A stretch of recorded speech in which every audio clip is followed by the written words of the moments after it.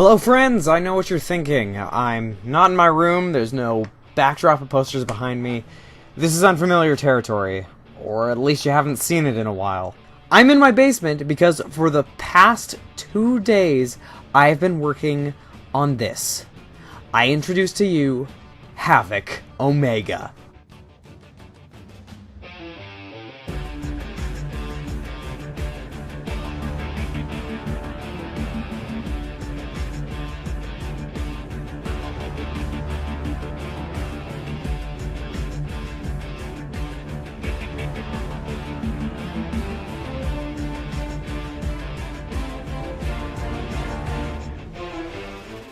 Isn't she beautiful? But yeah, I've been spending the past few days upgrading my gaming PC. It hasn't all been easy, but it started out pretty nice. On Friday, I went out with Daryl, and he wanted to upgrade his RAM.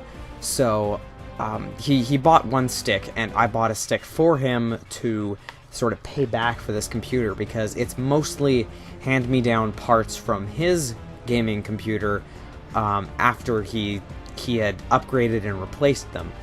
So he had done so much upgrading that we were able to build a second PC, an inferior PC, for relatively cheap.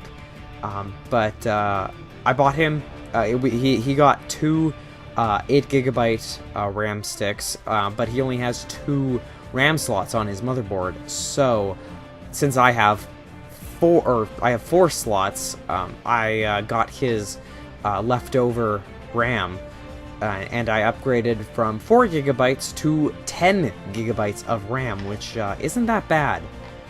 I used a site that sort of detects my computer specifications, and would tell me if it would run a game or not, and I tested it with Dishonored and Saints Row 4, and it claimed that both of them could still not be ran on recommended or even minimum settings. But sure enough, I installed them and ran them, and they run like a dream. Dishonored I can run at max settings, and it looks and plays beautifully without any lag. So that was good. And then thing got really difficult the next morning after I had left it running all night, installing my entire Steam game library. I checked it in the morning before I went to work and left it on because it still had more games running. And when I came back, it was off and would not boot. It was because my mom pressed the power button to shut it off. And if you know anything about computers, you should never turn off a computer by pressing the power button. Always safely shut down a computer. And it totally broke the computer. It was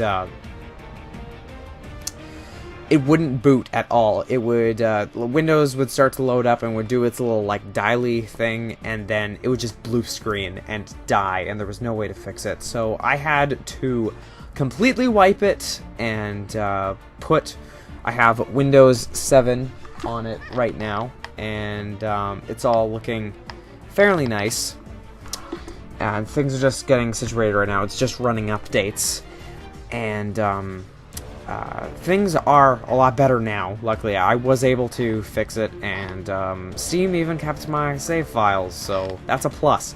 Other than that, I've just been working. I'm getting used to the fact that I actually have money for once, and this week I didn't get a credit card, but I got a Visa debit card, so I can start to buy things online. So I ordered a few things off eBay, and as you could probably hear, I am still sick.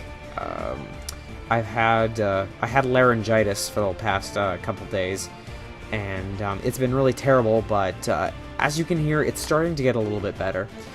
Nose is still kind of congested, and yeah. So, on to challenges. Lauren told us to do a short message in sign language, so just give me a moment to do a bit of research. Huh. Alright, here it goes.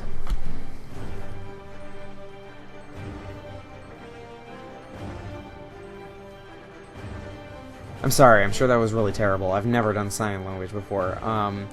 If you want to know what I was trying to say, I basically said, I miss my voice. So, yeah. And Ashley told us to get a high score in a video game.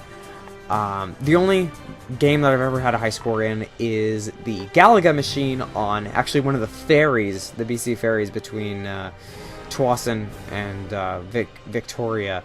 It was like Galaga, and as far as I know, it's still there. And the farthest I've ever gotten is stage 7, or no, not stage 7, stage 13. And I tried all today to get that, like, past stage 13. But I was doing it on the on a Nintendo emulator and not the arcade version. The versions are different, so that may be why. So I wasn't unfortunately able to do it despite how much I tried. So I will try to get something next week. Anyways, thank you all for watching, and have a great Sunday, and I will see you guys next week. Bye.